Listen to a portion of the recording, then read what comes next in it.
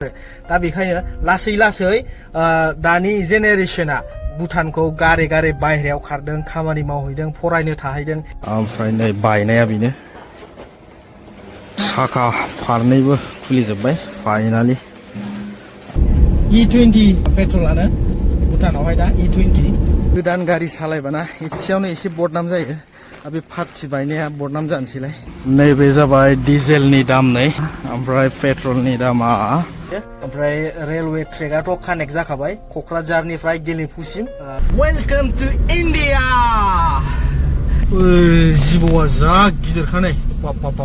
बाजार मोजां नायनांगौ नानिमोन हेलौ लोगोफोर नोंथांमोनखौ बरायबाय दिनैनि गोदान दिननि आंनि गोदान ब्लग भिडिअआव दिनै 24 तारिख जुननि 24 जुन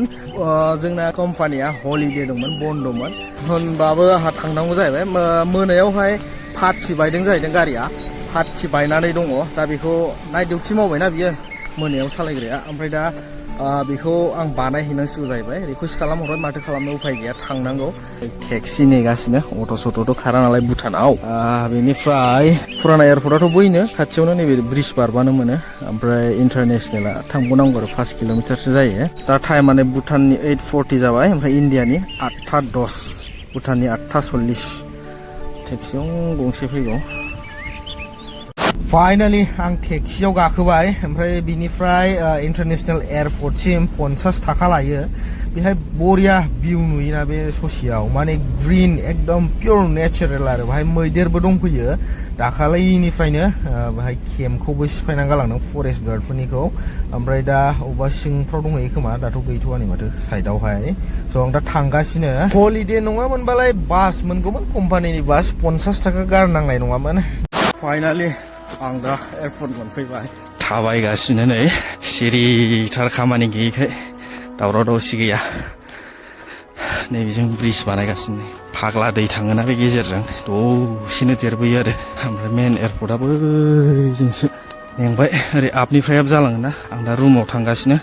लिप स्प्रिंआबो सौफैयाखै जाहैदों पार्टिया दिनैथ' हलिडे बन्द' नालाय दखान सखान बन्द' गोजा ओमफ्राय दा मेनेजारा बुंहरदों आरो दाहाय फाथायहरगोन होनदों मालिकआ होननानै दा नेबाय थानो थिनदों दा नेबाय थाबाथ' आं सानसे सुटियानो गैला दिनै आं बिदि थाबाय थानो हायाना जायखिजाया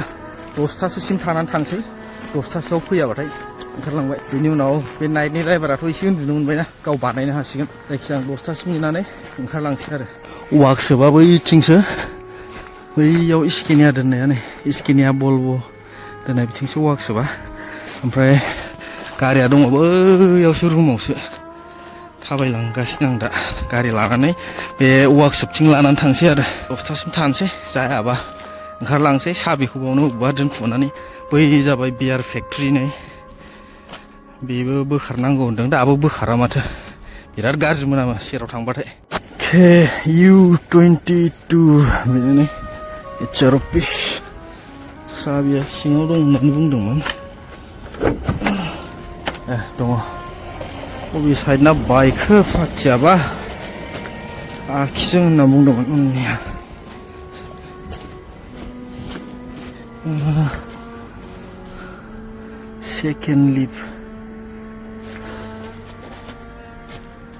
सेकेन्ड लिपबाथ' नैबेनो जानांगौ बबेजों बायदों बे उनावसो बायदों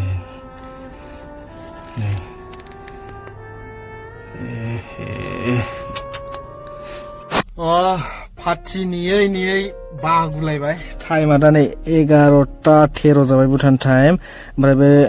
इन्डिया टाइम 10:43 जाबाय आं ओरै स्केनिया बल्ब' दोनग्रा पार्किंआव लानानै फैबाय गारिखौ बावनो बानायगोन होनदोंमोन दासिमबो फैया दिनै फैनाय नंला बायदि मोनबाय आङो सुथिना ओमफ्राय बे मेकानिकफ्राबो लकेलानो जागोनदां इन्डियानिथ' नंखायानदां लकेल मेकानिकफोरबाथ' फैनाय नङा बुधनेसबा बिसिनि दिनै हलिडे ना ओमफ्राय नोंथांमोननो आं देखायहरनि बिनिफ्राय एयारपर्ट रानवेखौ बेसेबां खामानि आवगायखो रलार होनायनि खामानि सोलिगासिनो ग्रेडार इन्डियानि अपारेटरफोरखौ लानानै सलायदोंदां जों नै बेबायदि बाउन्डारि होबाय नै रानवेया बेजोंनो बै गोजौआव हगासिनो नै ग्रेडार मारिगासिनो बिराद गोजौ जाबाय आरो खोनाया बै लाइट नुहुरदोंना मेचिन दोननाय बेनो रानवेया दंफांजों समान गोजौ जाखाबाय नैबे बिफांफोरा बेजों बराबर जानांगौ आरो बेसेबांबा मिटार होनदोंमोन बावबाय आं जायखिया समानानो जाफ्रामबाय नैबे दंफांफोरजों एसेल' खोबावनांसिगौ आरो ओमफ्राय ओरै साइडआव मा बानायगोन मेगा सिटि प्रजेक्टबो स्टार्ट जासिगोन ना बिराद डेभेलप जासिगोन बे एयारपर्टआ कमप्लिट जाबाथाय भुटानाव इन्टारनेशनेल जाबायना बियो ओमफ्राय रेलवे ट्रेकआथ' कानेक्ट जाखाबाय क'क्राझारनिफ्राय गेलेफुसिम बेबो खामानि स्टार्ट जासिगोन जानुवारिनिफ्राय जागोन जाहैदों जानुवारिनिफ्राय स्टार्ट खालामसिगोन खामानिखौ 2027 जानुवारि दे दाथ' जुन सोलिगासिनो 2026 नि भुटानाथ' टुरिस्टफोरनिफ्रायनो बिराद इनकाम फैगौ बानायबा टुरिस्ट प्लेस बिराद मोजां मोजां जायगा दं नेचारेल एकदम रियेल भिउ समायना समायना जायगा दं दा बिसिनो बेबायदिखौ नाङा जाहैदों बिसिनो अनलि नांगौ हेपिनेस बिनि थाखायनो मोनसे बिराद गिदिर प्रब्लेम जाबाय बिसिना दानि जेनेरेसनफ्रा माने गावनि देशखौ गारै गारै बायहेरायाव थांबाय ओमफ्राय बिसोर नुबायना जेनेबा इन्डियायाव मा सोलिदों आमेरिकायाव मा सोलिदों ओमफ्राय दुबाइयाव मा सोलिदों बायह्रा देशखौ नुबाय दानि जेनेरेसनफ्रा माने बेफोरबायदि माबायाव सोलिनो सानला आरोखि It is an existential crisis. माने आन एक्जिस्टेन्सियेल क्राइसिस जाबाय सिगांनि जि सोलिबोबाय बेफोरबायदियाव थानो सानाखिसै आरो दा बेखायनो लासै लासै दानि जेनेरेसना भुटानखौ गारै गारै बायहेरायाव खारदों खामानि मावहैदों फरायनो थाहैदों दा बेबायदि सानफा एफा गारै गारै थांबाय थायोबा ओरैनो पपुलेसना खमखा भुटानाव नङा होमबा आरो जुदि बेबायदि थांबाय थायोबा होमबाथ' मा जागोन दा बेखौ सिन्था खालामनानै बेखायनो मेगा सिटि प्रजेक्टखौ राजाया एकदम ड्रिम मोनसे सिमां नुदों आरो मेगा सिटि प्रजेक्ट बानायनो बेखायनो दा इन्टारनेशनेल एयारपर्ट जानो थांगासिनो भुटानावहाय दे टुरिस्टफोरखौ फ्रि खालामोबाना जायगायानो बुंफैजोबगौ आरो दा टुरिस्ट जेनेबा बेरायनो थाङोबा गोगोम बिसिनाव फैसा नांगौ जायो फार्स्टआवनो गाइड लानांगौ गाइड बिना हाबनो मोना आरो टेम्पु सेम्पु थांबाथाय ओरै बिराद समायना समायना जायगा दङ गोजौआवहाय टेम्पु साइडजों गाइड सासेनो लानांगौ ओमफ्राय बे गाइडआ डेलि बिसिबां लायो बे गाइडजों मिलायनांगौ आरो गाइडफोरा 3 स्टार हटेलनि गाहायाव थाया 3 स्टार 4 स्टार 5 स्टार बिदियावसो थायो आरोखि ओमफ्राय गारिया गावसिनि जानांगौ रिजार्भ नों गारि लाङोबा सानसेयाव 4000 होनांगौ ग्रीन टेक्स ना मा होनो बेखौ गावसिनि भुटाननि नेम बियो जुदि जों गारि लानानै थाङोबा खुद ड्राइभ खालामलाङोबा गारिनि 4000 पर डे ओमफ्राय मानसिना सासेयाव 1200 थाखा सासेयाव 1200 खुद गारि लाङोबा बांसिनसो गोलैबावगोन आरोखि 4000 सानसेयाव होनांगौ मामुलि आरो थावाबो गावनि बिसिनियाव माने सेल्फिश गैया आरोखि माने हेपिनेसल' लाबोनांगौ काउन्ट्रियावहाय देशआवहाय हेपिनेस फैबानो जायो बेबायदि आरो बिसिनि साननाया दा बेखायनो गोदो खोनानो मोनदों आरो माने नुवाखै गोबां माने बे बर्डार एरियाना थगाय जादोंमोननो ओरै गेलेफु साइडनिखौ बिसोरबो खोन्थायो ओमफ्राय ओरै जोंनि खोलानियाबो खोन्थायो दा सालु जाजोबथारबाय भुटानना होननानै बुंलायो आरोखि गोबां बिदिनो माबा डुप्लिकेट लाबोनानै अरिजिनेल बेफोरबायदि होननानै हरोमोन जाहैदों दा बिसोर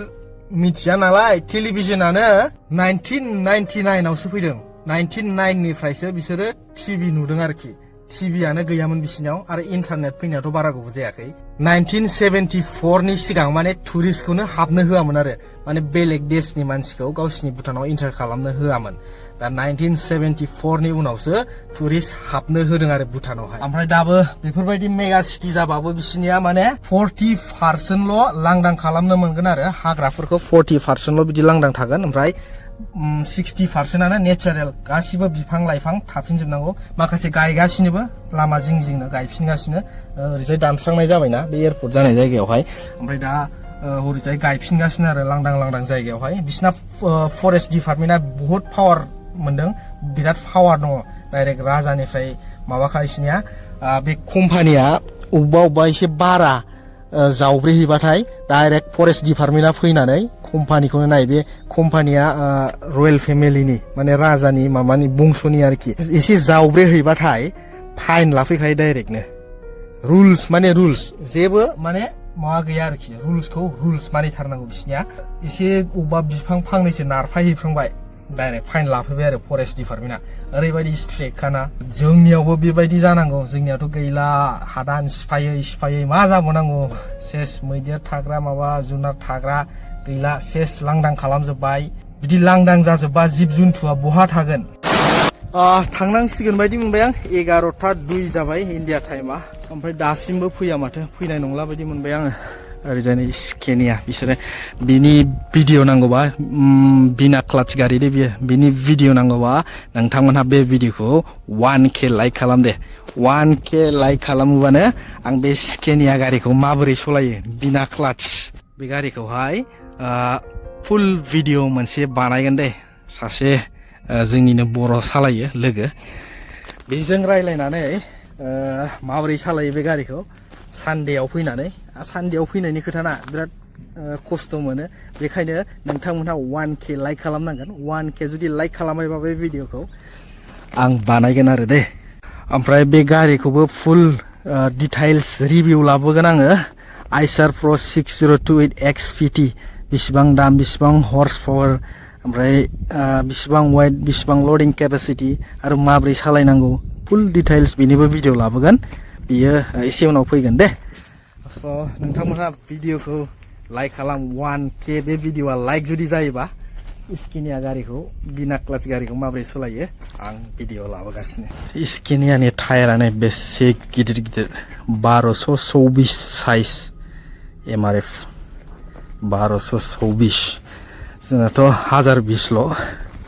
1224 नै गिदिर नुखायो टायारखौ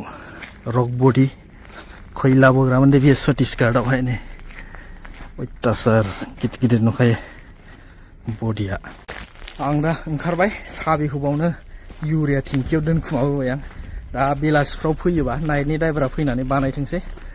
आं दा थाबायलांनानै बैयाव टेक्सि नेहैनांसिगौलाय टेक्सियाबो 50 थाखा भारा लायो फाइनालि आं टेक्सियाव गाखोबाय ओमफ्राय नै बाहाय खाथियावनो मैदेर दंमोन जाहैदों दहायसो दा गैया मैदेरा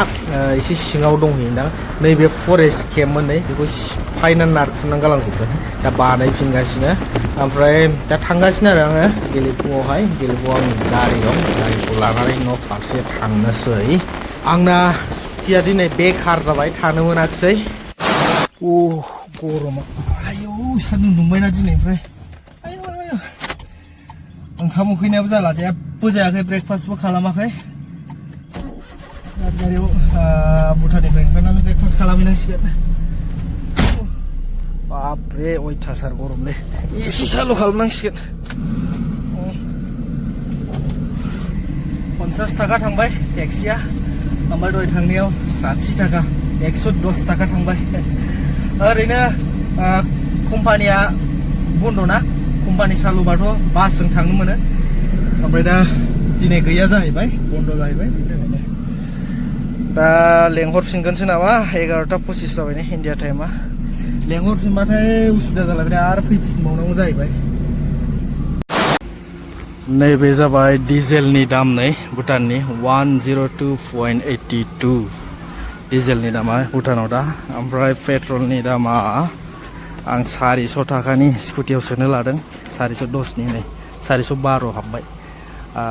98.27 पेट्रलनि दामा दा भुटानाव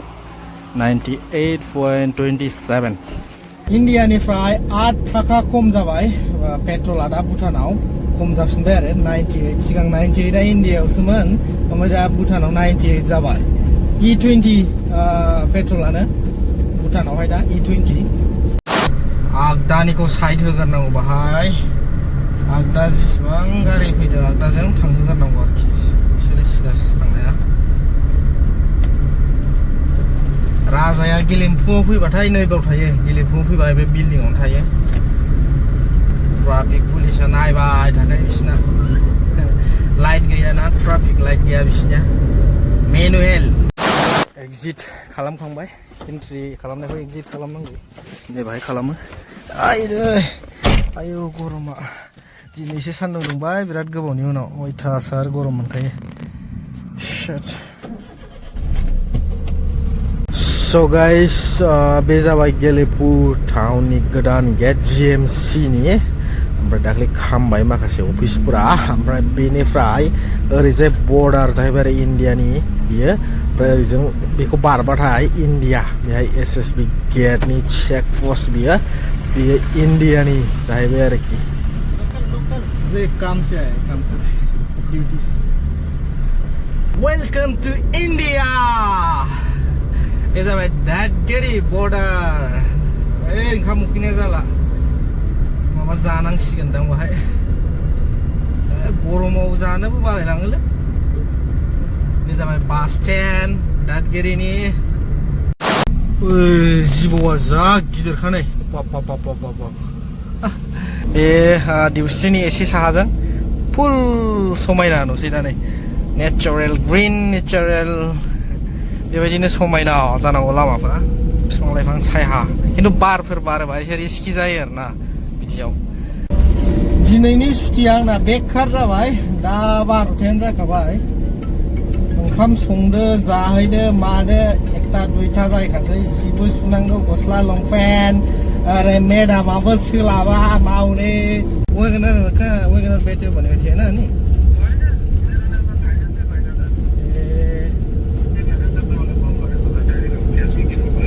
अहिले त म नबेच्ने घरि काममा जाँदैछ फेरि 2-3 महिना त अझै त्यही गर्नुपर्छ भन्यो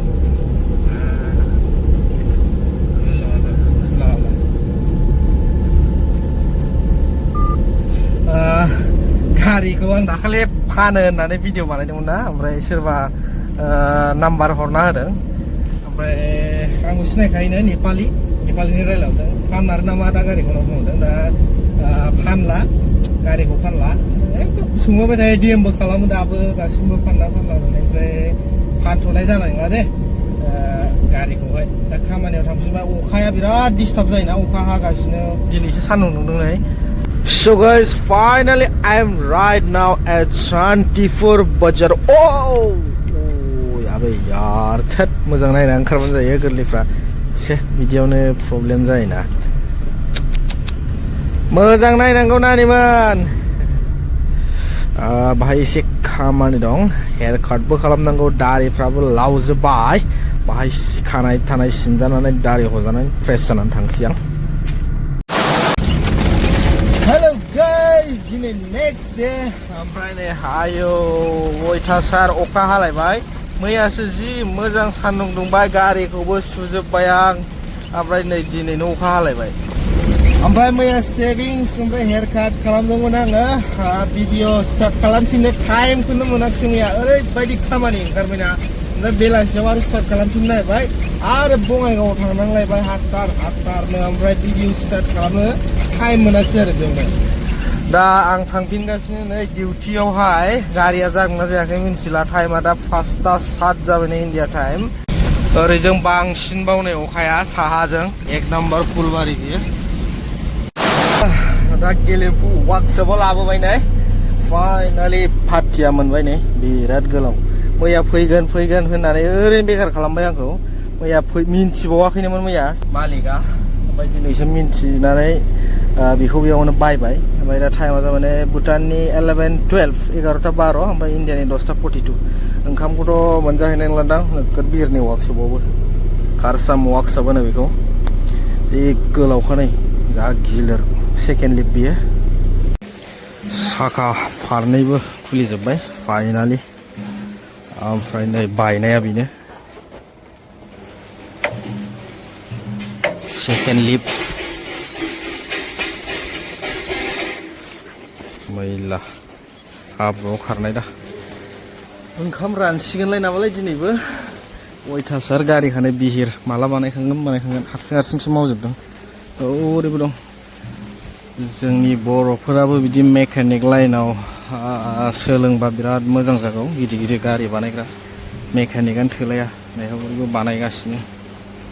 हारसिंसो मावगासिनो ओरै फाइनालि दा टाइमा जाबाय 2टा इन्डियानि ओमफ्राय आं ओंखाम जानानै फैबाय इन्डियायाव ओंखारलांब्रबनानै सिङाव दाम गोसा लाथारना ओमफ्राय ओंखाम जानो फैसाबो हराखै दा आंनि पकेटनिजोंनो जानानै फैबाय आं मा जायो मोनफिनो ना मोनफिना नायनोसै ओमफ्राय गारिखौ बेयाव गालांदोंमोन आं गालांनानै थाबायलांबाय ओंखारलांनानै ओंखाम जानानै हाबफैफिनबाय भुटानाव आयौ गरमा दाहालागै खिंखांनो हाबाय दा हारसिं खिंगासिनो आरो गोदाननिया बिराद टाइट जायो गोदान गारिनि इउबल बिराद टाइटखा थाब खिंनो हाबालाय बारा टाइम लाया ओमफ्राय दा खिंखांबा बारा टाइम लाला मारिफिननायाव मेसिनजों मारिनायनि ना खिंनायाव बिराद दिगदार जायो दा थांसै आयौ गरमा एसि लागायनांसिगोन थावाबो गैला नै सोहैफिननांसिगोन मैयाहाय आं स्कुटियाव सोनोल' लांदों सोलाङाखै फाइनालि वार्कशप मोनफैफिनबाय आंनो अयथासार गरमलै नै गरम जाना दं डेसबर्डआ बिदियाव मारै एसियाबो खामानि होआखै थांलायबाय नामालै खालि लसल' नैबेयावनो दं खेंखांबाय दां मारिगासिनो नामा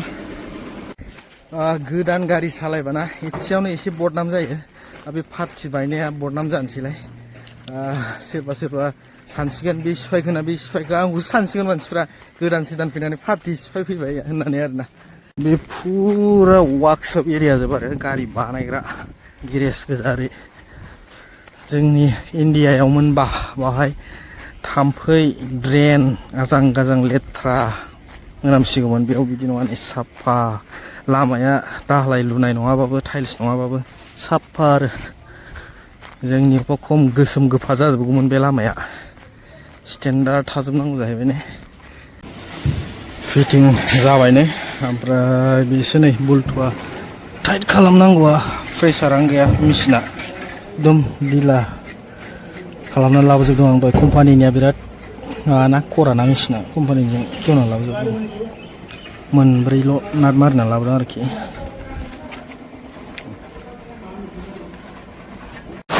So finally guys आं गारिखौ बानायखांनानै कम्पानियाव दोनहैनानै आं दा टेक्सिजों थांगासिनो EV टेक्सि दे बियो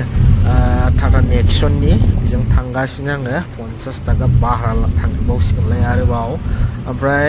टाइमा दा जाबाय बेलासिनि 6टा भुटान टाइम ओमफ्राय 7टासिम थाबानो आं कम्पानिनि बास मोनसिगौमोन थानो बानानै फैग्रोबाय आङो उसुबिदा मोनथारबाय नैबे जाहैबाय फुराना एयारपर्ट बियो नै फुराना एयारपर्ट बांसिन दा गैया फैयानो एर'प्लेनानो सिगांसो फैद्लाबाय थायोमोन दा बे इन्टारनेसनेल एयारपर्ट बानायफुबाय थानायखाय फैलानो बांसिनानो ओमफ्राय नैबे जाबाय रेलवे स्टेशन जागोन जाहैदों बिसिनि भुटाननि रेलवे स्टेशना बेनो गेलेफुनि ओमफ्राय बाहाय बायदिसिना रेलवे ट्रेक माबा माबिबो दङमोन रेडि जोबखा मोनफैबाय 50 थाखा थांलायबाय ओंखाम जानायावबो थांलायबाय 200 थाखा थांनाय जाबाय EV बहुत सोलिसोबाय टेक्सिफ्रा गासिबो EVआनो जोबसै बांसिनानो आरोखि टाटा नेक्सन पान्स बिदि गोजासै So guys फाइनालि आं न'आव मोनफैबाय ओमफ्राय बिराद मेंनाय मोनबाय नोंथांमोना भिडिअखौ मोजां मोनोबा लाइक खालामदो आरो चेनेलखौ दासिमबो साबस्क्राइब खालामाखैबा साबस्क्राइब खालामनानै लादो स' नोंथांमोनहा बे भल्भ' गारि सालायनायनि भिडिअखौ नांगौबा नायनो लुबैदोंबा बा सोलोंनो गोसोबा 1K लाइक खालामनांगोन बे भिडिअखौ दे बेबो 1 week एक सप्तायाव only 1K लाइक नांगौ बे भिडिअखौ जुदि सप्तासेयाव 1K लाइक जायोबा कमप्लिट जायोबा बे भिडिअआ आं भल्भ' सालायनायनि मोनसे भिडिअ लाबोगोन स' नोंथांमोना 1K लाइक कमप्लिट खालामबानो जाबाय इउटिउबाव दे फेसबुकआव नङा